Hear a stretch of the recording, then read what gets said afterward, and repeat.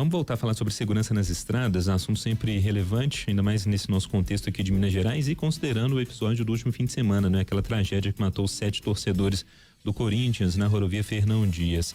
A gente vai falar aqui agora com o coordenador do SOS Estradas, o Rodolfo Risotto, porque o SOS Estradas, só explicando aqui, um programa que é uma ideia, né, se a gente pode falar assim, busca reduzir acidentes e aumentar a segurança nas rodovias. Isso envolvendo a participação do usuário que está na ponta final, né, e especialistas também em trânsito, medicina, transporte e rodovias.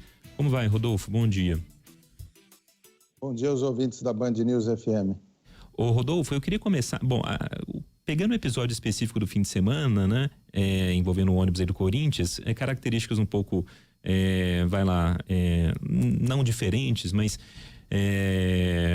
eles fretaram um ônibus, né, a situação que acontece com uma certa frequência entre esses torcedores que fazem esses deslocamentos intercidade ou interestaduais, a gente sabe que isso acontece mesmo, mas como pano de fundo tem esse fretamento de ônibus, né? Que é o que acontece muito, por exemplo, com a Buser, e tem toda essa polêmica envolvendo até a legalidade desse tipo de serviço, ao mesmo tempo que alguns estados fazem vista grossa para o funcionamento do serviço. Passageiros reclamam com muita frequência de problemas ali no atendimento, na hora que buscam ali a Buser. Queria te ouvir um pouquinho sobre essa importância de se buscar ali um serviço que tem uma regulamentação, ou se você entende que a Buser pode ser regulamentada. Queria te ouvir um pouquinho sobre tudo isso que eu estou falando. Em primeiro lugar, eu devo informar que, na prática, não foi fretado um ônibus para essa viagem, mas 6. Ao menos é o relato de que outros 5 ônibus voltaram. Sim, foi um comboio, verdade, você está certo. Exato. O veículo em questão, ele não poderia estar circulando sequer em área urbana. Então, quando a NTT diz que ele não podia operar em linhas interestaduais ou viagens interestaduais, é muito mais grave. Ele não poderia circular de forma alguma, porque a caixa preta do veículo, que é o cronotacógrafo, estava com a verificação vencida há 3 anos. Ou seja, este veículo e esta empresa opera irregularmente há muito tempo. E outra questão importante que eu gostaria de enfatizar, antes de entrar especificamente no que você disse, é a questão da jornada de trabalho dos condutores, tanto no Buser, no transporte regular, quanto no transporte clandestino ou transporte de fretamento. A gente encontra situações como essa. O motorista sai lá da região do Vale do Paraíba, dirigindo até Belo Horizonte, aguarda os torcedores que vão assistir o jogo, depois retorna na madrugada para a mesma região. Quer dizer, provavelmente ele estava em excesso de jornada. Quanto mais você apura esses casos, mais problemas você descobre. E isso ocorre também em linha regular. Há poucos dias nós tivemos um motorista abandonando o ônibus, informando aos passageiros que ele não podia ser tratado como escravo, e isso de uma empresa regular, de um grande grupo de grande porte, né? Então, o problema é muito mais sério do que as pessoas imaginam. Há um problema gravíssimo de falta de fiscalização, e aí, naturalmente, vai haver falta de fiscalização no transporte clandestino, como foi este caso, no transporte dos aplicativos, como pode ser o do Buser, e no transporte regular. Nós apuramos, inclusive, que existem operações hoje anunciadas na internet de transporte regular, com a alegação do vai direto. Ou seja, o vai direto é sair do Rio até São Paulo direto. Para os passageiros vão economizar 1 hora na viagem. E as condições de segurança desse ônibus? E as condições do passageiro dentro do veículo, por exemplo, um idoso, como é que ele vai ao banheiro no veículo em movimento? O banheiro já fica impraticável. Ele pode cair, ele pode ter uma lesão, uma grávida não tem condições de fazer uso, um deficiente físico não pode. Quer dizer, isso está anunciado no site da empresa todos os dias na internet. E o que faz a NTT, que sabe disso, está ciente disso? Absolutamente nada na prática, porque tem 2 anos que essa operação existe. Então, o problema do Buser é apenas também um outro problema dos próprios passageiros. As pessoas querem viajar no mais barato. E uma das coisas que nós fizemos uma campanha, por casualidade, que foi lançada em julho, é que viajar de ônibus é ótimo, mas a escolha da empresa pode fazer muita diferença, porque pode ser uma viagem sem volta. Exatamente o que aconteceu nesse caso de Minas Gerais. E o pior ainda é que as condições de exploração desses condutores ainda levam muitos deles ao uso de drogas. Só para que os ouvintes tenham uma noção, só de laudos positivos, ou seja, indivíduo que foi ao laboratório para pagar para fazer o exame toxicológico de larga janela, que detecta o uso regular de drogas nos últimos 90 dias, que é obrigatório para os condutores das categorias C, D e E. Só para esse tipo de exame nós temos 150 mil laudos positivos nos laboratórios, só para a categoria D, número equivalente para os motoristas de caminhão. Nós temos cerca de 4 milhões de condutores que desapareceram do mercado das categorias C, D e E após o exame toxicológico, porque eles não vão pagar para fazer um exame que vai dar positivo, embora você tenha 150 mil que deu positivo. Quando a gente pega os números de condutores flagrados dirigindo sob efeito de álcool, dirigindo ônibus, por exemplo, que tiveram a CNH suspensa, nós levantamos, acho que é 2018 ou 2019, nós encontramos 96 motoristas que tiveram efetivamente a CNH suspensa por dirigirem sob efeito de álcool um ônibus. E os laudos dos exames toxicológicos, inclusive em Belo Horizonte, aí na região de Belo Horizonte tem o Laboratório Pardini, que é um dos maiores do mundo, no total tinham 23 mil laudos positivos para droga, com predominância de cocaína para motoristas de ônibus. Então você já vê a diferença daquilo que é álcool, que é legalizado, 96 condutores tiveram a CNH suspensa. E 23 mil não conseguiram obter a CNH porque foram impedidos pelo exame toxicológico que o indivíduo paga, indo a um laboratório, ele paga para ter um laudo positivo. Ou seja, ele já está completamente fora de noção. É como um bêbado procurar a operação da lei seca e pedir para fazer um teste do etilômetro e ainda querer pagar por isso. Sim. Então, esse é o tamanho do problema que a gente tem no país.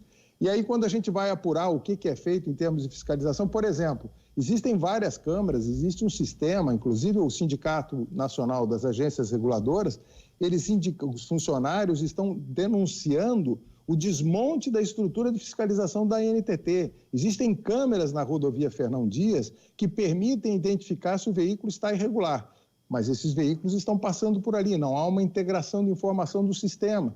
Nós pegamos na ANTT viagens autorizadas, que o ônibus era autorizado a viajar, portanto não era clandestino, ele era parado na estrada, aí descobriam que o cronotacógrafo está vencido, o ônibus tem que ficar parado para regularizar a situação, os passageiros têm que embarcar em outro ônibus. Imagina se fizesse isso com o ônibus do Corinthians, com os torcedores dizendo, ó, 1 hora de chegar no estádio, vocês não vão poder seguir viagem, vão ter que esperar um outro ônibus que deve chegar depois do jogo. Pegamos casos de motoristas que foram autorizados a viajar, que estão cadastrados na NTT, que tem exame toxicológico vencido. Por que não há o cruzamento com toda a tecnologia que existe hoje dessas informações? Estamos conversando com o Rodolfo Risolto, ele que é coordenador, né, do SOS Estradas, trazendo para a gente alguns alertas, né, algumas constatações. Agora, de que forma, né, nós que somos leigos, não somos técnicos, mas como que cada passageiro, né, Rodolfo, pode avaliar ali o ônibus, né, em que ele está indo, está sendo transportado? Ele pode verificar o pneu, ele tem capacidade para verificar pelo menos se o pneu está careca ou não? Ou seja, vai para além dessa questão do cinto de segurança. Ele tem o direito de pedir a documentação, né? Eu estou dizendo passageiro ciente, né, do que é ideal para ele, seguro para ele, porque a gente sabe também que infelizmente há pessoas que sabem ali do risco, estão pagando mais em conta, né, e sabem dos riscos que correm. Mas o que nós leigos podemos fazer, de que forma denunciar, né, porque a gente tem que ser uma somatória de forças. Sem dúvida, a tua observação é importantíssima. Na realidade, Luciana, a primeira coisa que ele pode fazer, nós na campanha que nós estamos fazendo, está disponível no estradas.com.br, é só acessar e ver, tem mais de 20 dicas sobre como o passageiro pode contribuir para a sua própria segurança e para a segurança do sistema. Vou te dar um exemplo. Pela placa do ônibus, você tem condições de fazer exatamente o que nós fizemos. Nós fomos do sistema do Inmetro, botamos consultar certificados do cronotacógrafo, encontramos que estava vencido. Portanto, se você vai viajar no ônibus, na rodoviária, no celular, você faz o teste, olhou e fala, espera aí. Ou se você vai contratar uma empresa de fretamento, ou você vai viajar com alguém que organizou uma viagem de turismo, fala, esse ônibus pode ser parado na estrada, ele já está irregular. Naturalmente que o passageiro, quando entra no ônibus, o que provavelmente muitos dos que estavam no ônibus agora, do torcedores do Corinthians, estavam sem cinto de segurança. Nós já fizemos um estudo no passado mostrando que aumenta 70% o índice de fatalidade. Então é importante que as pessoas entendam de que ela tem que afivelar o cinto para a sua proteção e dos demais. Tem passageiro sem cinto que mata quem está com cinto, porque voa o corpo nessa hora. Se o passageiro está dentro do ônibus e ele observa, diz, bom, como é que vai ser a viagem? É uma viagem de 1.500 quilômetros, perfeito. Quantos motoristas? Tem 2. E eles vão dormir aonde? Ele vai revezando ao volante, dormindo dentro do veículo. Como é que ele vai se recuperar nessa condição? Então, já é um sinal gravíssimo, não embarca nesse ônibus. Se a empresa diz, vou direto, não vá, você vai entrar numa situação de risco. Da mesma forma, velocidade, você observa que o motorista está andando com excesso de velocidade. Você tem condições de orientar a autoridade no momento que chegar no destino, informar a autoridade, ou até por telefone você tem condições de fazer isso dentro do próprio ônibus, informar, o motorista está em excesso de velocidade, já identifiquei isso com facilidade, até tem aplicativo para você fazer isso. E aí a autoridade tem condições de comprovar pelo próprio cronotacógrafo, essa caixa preta que registra a velocidade praticada em todo o trajeto, o tempo de viagem, de direção contínua, inclusive, e também a distância percorrida. Então, essas informações estão ali. E é importante que os passageiros participem disso. Nós dependemos da fiscalização. Você tem acidentes que ocorreram aí em Minas. Alô? A gente está te ouvindo. Eu lembro, inclusive, de um acidente que ocorreu aí em Minas, em que, quando eu conversava com o coronel que foi atender dos bombeiros o acidente, tinha motocicleta dentro do bagageiro, tinha fogão. O passageiro que está embarcando, achando que pode colocar uma motocicleta, um fogão dentro do bagageiro, ele está embarcando no transporte clandestino. Ele está colocando em risco a sua vida. E é preciso também que a imprensa vá apurar nesses acidentes, principalmente naqueles que têm liminar, como é que o Poder Judiciário, um juiz especificamente, não o Poder Judiciário, autoriza uma viagem dessas? Porque o juiz autoriza uma viagem liminar e depois vai se apurar condições absurdas do veículo e ninguém vai bater lá na porta do juiz, chegar na vara dele e perguntar, mas peraí, como é que o senhor autorizou isso aqui?